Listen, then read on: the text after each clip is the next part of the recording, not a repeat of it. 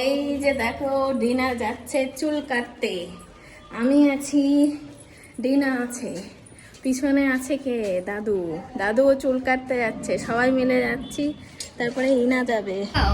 কই কই এই দেখো ডিনা পার্লারে এসছে চুল কাটতে, ওখানে দাদু কাটছে, এদিকে নাতি কাটবে। দেখো